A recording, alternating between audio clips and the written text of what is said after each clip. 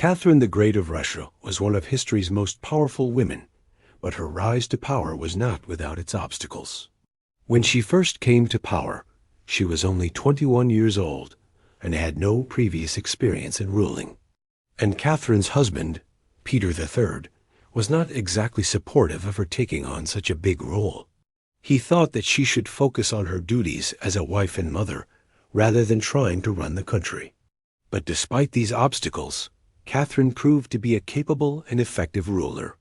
She modernized the Russian military, expanded the Russian Empire, and reformed the legal system. She is considered one of the most successful monarchs in Russian history. But Catherine was also known for her many lovers, which made her husband very jealous. In fact, he once put Catherine under house arrest because he suspected that she was having an affair with one of her guards. So what was the name of this guard? How did their forbidden love start? And why did Catherine fall head over heels in love with him? All will be revealed in today's episode of My Forbidden's First Love. Grigory Potemkin was born into a poor family in 1739. His father died when he was just a baby, and his mother had to work as a servant to make ends meet. This meant that Grigory didn't have the usual advantages that nobility afforded, but he was intelligent and ambitious, and was able to work his way up through the ranks of the military. By the time he was 26, he had become the commander of a regiment of guards. It was around this time that he met Catherine the Great. Catherine was born in 1729 and was the daughter of the Duke of Schleswig-Holstein. Her mother was a member of the Russian imperial family, so Catherine had a close connection to the Russian court. In 1745, when she was just 16 years old, she was sent to Russia to be married to the future Peter III. The marriage was initially a happy one, and Catherine gave birth to a son, Paul, in 1754, but over time, things began to change.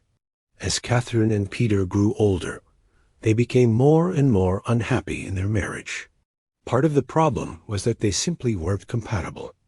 Peter was a bit of a goofball and liked to make fun of Catherine, but she found his jokes to be more annoying than funny.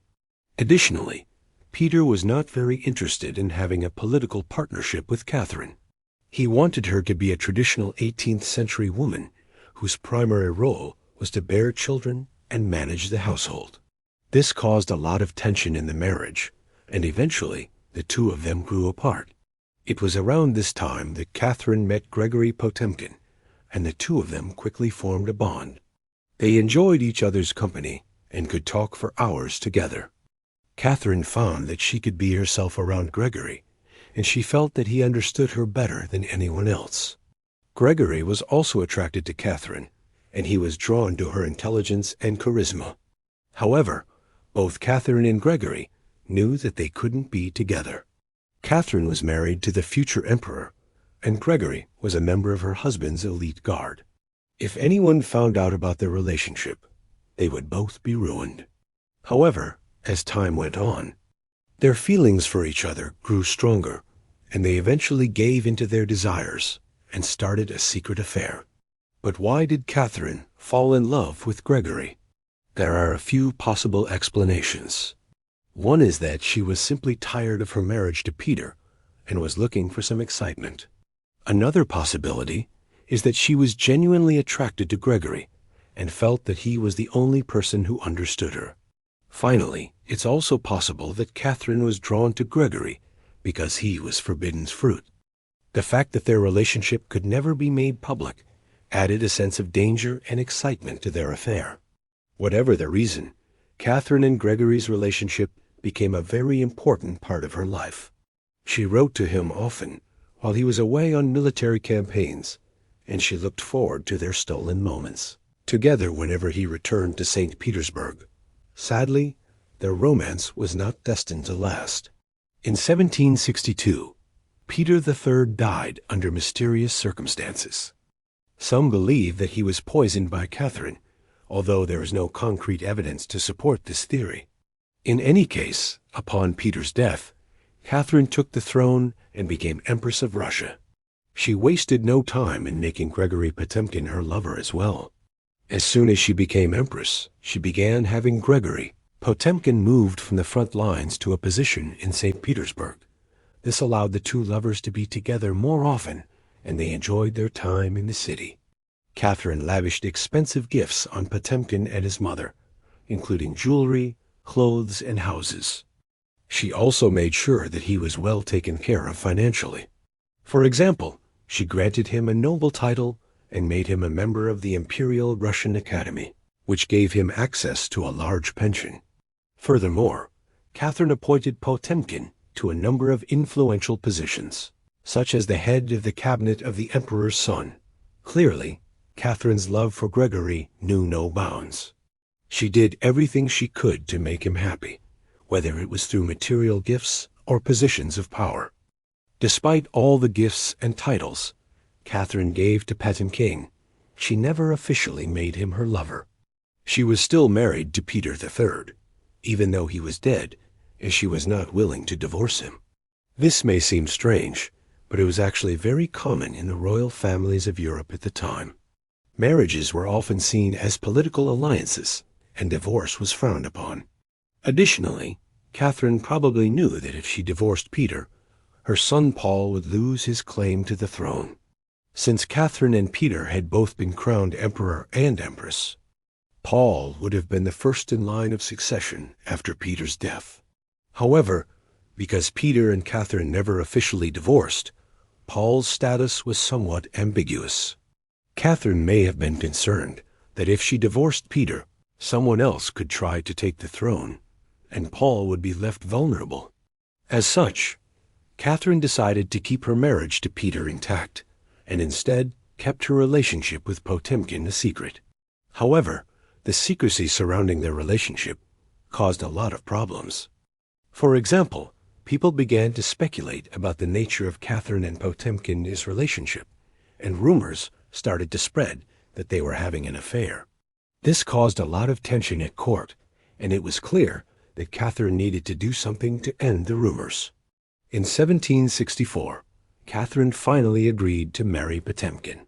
The wedding was a lavish affair, and it effectively ended any rumors that Catherine and Potemkin were only having a sham marriage. However, their marriage was not a happy one. Catherine was still in love with Potemkin, but he was not in love with her. In fact, he had never loved any of the women he had been married to, and he had never intended to marry Catherine in the first place. He had resisted Catherine's advances for years, but she was too powerful to resist, and he eventually gave in. Once they were married, Potemkin became even more distant and unfaithful. He had several affairs and fathered illegitimate children. Catherine was heartbroken, but she knew that she had brought this on herself by marrying Potemkin. However, Catherine and Peter continued to rule together until Peter's death in 1791. After Peter died, Catherine continued to have affairs, but she never found anyone as passionate or exciting as Potemkin. She missed their stolen moments together and the way he made her feel alive. However, their romance was doomed from the start, and Catherine knew it. Even when they were young and in love, Catherine knew that their affair could never be made public. She was a member of the Russian imperial family, and he was just a lowly guard. Their worlds were too different, and the consequences of their love were too great. However, despite knowing that their romance was doomed, Catherine and Potemkin still gave into their desires and had an affair. Their love for each other was too strong to resist. So why exactly did Catherine fall in love with Potemkin? Why did she leave her comfy life with Peter for a forbidden romance with a commoner? Well, there are a few possible explanations. One is that Catherine was simply tired of her marriage to Peter and was looking for some excitement. After all, marriages were arranged in those days, and love was not always present. Peter may not have been the most exciting man in the world, and Catherine may have been looking for some passion. Another possibility is that Catherine was genuinely attracted to Potemkin and felt that he understood her better than anyone else. Perhaps she saw something special in him that others didn't. Whatever the reason, Catherine and Potemkin fell in love and had a passionate affair. But as we all know, Their romance was doomed from the start. The differences between them were too great, and the consequences of their love were too high. What can we learn from Catherine and Potemkin's relationship? Catherine's story is a reminder that sometimes the things we desire most are also the things that will hurt us the most. She was willing to give up everything for her forbidden's love, but in the end, it wasn't enough. Potemkin never loved Catherine the way she loved him, and their relationship ultimately ended in heartbreak. Thank you so much for watching.